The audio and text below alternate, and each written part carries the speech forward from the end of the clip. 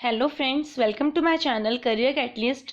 Now we are going to start with classifications of soil. Let's get started. In the previous video we have discussed about alluvial soil and now we are going to start with black soil. जैसा कि हमें नाम से पता चलता है black soil black colour में दिखती हैं और इन्हें हम रेगुलर सॉइल नाम से भी जानते हैं। इनकी फॉर्मेशन की बात करें तो दो फैक्टर बहुत ज़्यादा इंपॉर्टेंट होते हैं इनकी फॉर्मेशन के लिए। First is climatic condition and second is parent rock material. Means कौन से रॉक से इनका फॉर्मेशन हुआ है, वो रॉक बेसोल्टिक रॉक थी या फिर इग्नेशियस रॉक थी। तो ये बहुत ज़्यादा इंपॉर्टेंट फैक्टर होते हैं। ब्लैक सॉइल आइडियल होती है कॉटन की ग्रोथ के लिए, इसलिए हम इन्हें ब्लैक कॉटन सॉइल भी बोलते हैं।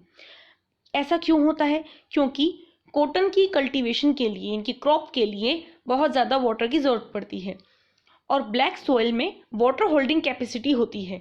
मीन्स बहुत ज़्यादा रिटेन कर सकते हैं ये वाटर को। और ऐसे एरिया जहाँ पर वाटर ज़्यादा अवेलेबल नहीं होता और हमें बहुत ही ज़्यादा वाटर की ज़रूरत होती है कल्टीवेशन में, तो वहाँ पर हम ब्लैक सॉइल का यूज़ करते हैं। अगर हम इनके लोकेशन की बात करें तो ये महाराष्ट्र, सौराष्ट्र, मालवा, मध्य प्रदेश एंड छत्तीसगढ़ जैसे एरिया में मिलती हैं, जो कि एक्सटेंड होते हैं साउथ ईस्ट डायरेक्शन में गोदावरी एंड कृष्णा वैली के। मीन्स ये middle and central part India के वहाँ पर मिलती हैं। इनकी नेचर की बात करें अगर हम इस सॉइल की, तो उसका जो टेक्सचर होता है वो क्ले होता है। क्ले मीन्स वो जैसे चिकनी मिट्टी होती है, इस तरह का इनका टेक्सचर होता है। और जब ये वेट होती हैं तो क्ले टाइप होती हैं और जब ये ड्राई होती हैं तो इनमें क्रैक्स आ जाते हैं। ये बहुत ज़्यादा स्टिकी होती हैं, यहाँ पर हम स्लिप भी हो सकते हैं और इनमें वाटर होल्डिंग कैपेसिटी बहुत ज़्यादा होती है। ये यहाँ पर जो मॉइस्चर की बात करें हम, तो मॉइस्चर भी यहाँ पर बहुत ज़्यादा होता है।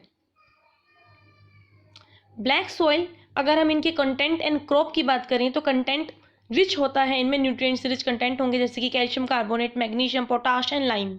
और क्रॉप की बात करें तो क्रॉप जैसे हम जानते हैं कॉटन एंड शुगर केन की यहाँ पर कल्टीवेशन किया जाता है। Second one is red and yellow soil. जैसा कि हम आप इस पिक्चर में देख सकते हैं, रेड सॉइल जो होती हैं वो रेड कब दिखती है और येलो कब? जब यहाँ पर ये डिहाइड्रेशन हो जाता है। डिहाइड्रेशन का मतलब है जब वो सॉइल ड्राई होती है तो रेड कलर हमें दिखती है, और जब ये वेट हो जाती हैं मीन्स जब यहाँ पर रेनफॉल होता है तो ये हाइड्रेटेड हो जाती हैं और ये येलो कलर में हमें दिखती हैं।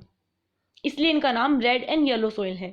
इनकी फॉर्मेशन की बात करें तो जिनका पेरेंटिक रॉक मटेरियल होता है वो होता है क्रिस्टलाइन इग्निशियस रॉक मटेरियल होता है और यहाँ पर लो रेनफॉल होती है। ओके, और ये आयरन रिच कंटेंट होता है जिसकी वजह से ये रेड कलर शो करती हैं। अगर हम देखें कि कौन से एरिया में हमें ये मिलती हैं तो Odisha, Chhattisgarh, southern part of the middle Ganga plain में हमें मिलती है।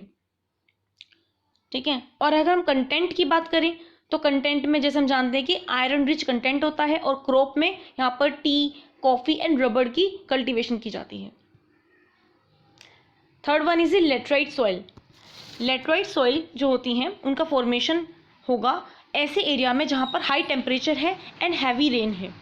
हाई टेम्परेचर एरिया में और हैवी रेन भी है साथ में, तो रिजल्ट क्या होगा? इंटेंस लीचिंग हो जाना। लीचिंग का मतलब होता है जब हैवी रेन होती है तो जो सॉइल का टॉप पार्ट होता है वो वॉश अवे हो जाता है और फिर सॉइल का फॉर्मेशन होगा और वो सॉइल होंगी लेटराइट सॉइल। ठीक है। यहाँ पर ह्यूमस का कंटेंट बहुत ही कम होता है। इनकी लोकेशन की बात करें तो वेस्टर्न घाट जैसे कि मेघालय और नॉर्थ ईस्ट पार्ट में हमें ये मिलती है इंडिया के।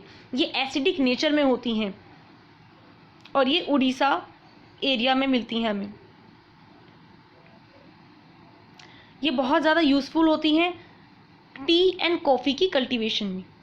और अगर हम कंटेंट की बात करें तो यहाँ पर और जो होते हैं मिनरल्स के और वो रिच कंटेंट होता है यहाँ पर। और बाकी अगर हम देखें तो ये ह्यूमस भी बहुत ही कम होगा। फिर आता है एरिड सॉइल। एरिड सॉइल का जो फॉर्मेशन होता है वहाँ हाई टेम्परेचर होगा और लो रेनफॉल होगा, जैसे कि डेजर्ट एरिया में होता है, वहाँ पर हाई टेम्परेचर होगा और रेनफॉल भी बहुत कम होती है, इसीलिए इन्हें हम एरिड सॉइल कहते हैं। ये ब्राउन कलर से रेड कलर ये दिखती हैं।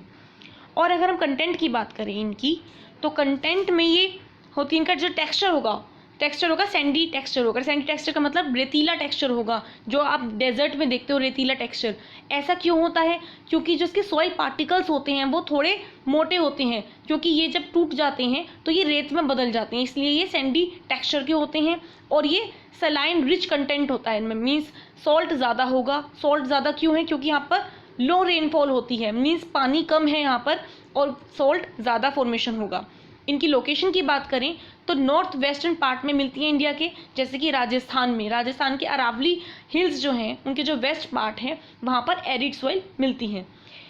इनके जो सॉइल के टेक्सचर्स में प्रेजेंस होते हैं, क्या होते हैं? Conquered nodules. कंकर्ड नोड्यूल्स के होने की वजह से अब आप सोचेंगे कि क्या यहाँ पर कल्टीवेशन हो सकती है, ये कल्टीवेबल एरिया है? तो हाँ है। अगर यहाँ पर प्रॉपर इरिगेशन हो, मीन्स वाटर की फैसिलिटीज़ हो, कैनाल्स हो, तो यहाँ पर कल्टीवेशन पॉसिबल है। ये कैल्शियम रिच कंटेंट इनमें होता है, और ह्यूमस बहुत कम होगी, मॉइस्चर भी कम होगा। Last one is the forest soil. Forest soil को हम माउंटेन सॉइल नाम से भी जानते हैं, मीन्स जो कि हिली एरियाज होते हैं जहाँ पर स्नोफॉल्स होती हैं, रेनफॉल होंगे, तो उन्हें हम बोलते हैं forest soil area. Forest soil area में जैसे कि हिली एरियाज होंगी जिन्हें हम कोर्स बोलते हैं, वहाँ पर फर्टिलिटी कम होगी, क्योंकि जो हिली एरियाज का टॉप मोस्ट पार्ट है वहाँ पर फर्टिलिटी कम होगी, और जो लोअर पार्ट है जो कि वैली, जो कि प्लेन एरिया है, वो फर्टाइल होगा, जिसे हम बोलते हैं फुट ऑफ माउंटेन। इनकी लोकेशन की हम बात करें तो ये हिली एरियाज इंडिया में जहाँ भी हैं, जैसे कि कश्मीर टू अरुणाचल प्रदेश, जैसे कि जम्मू कश्मीर, हिमाचल प्रदेश, उत्तराखंड, सिक्किम एंड अरुणाचल प्रदेश, यहाँ पर ये मिलती हैं। इनका सॉइल का टेक्सचर होगा लोमी एंड सिल्ट, इनका टेक्सचर होता है। तो these all about the classification of soil. अगर आपको वीडियो अच्छी लगे तो वीडियो को लाइक करें, शेयर करें एंड चैनल को सब्सक्राइब करें। Thanks for watching my videos.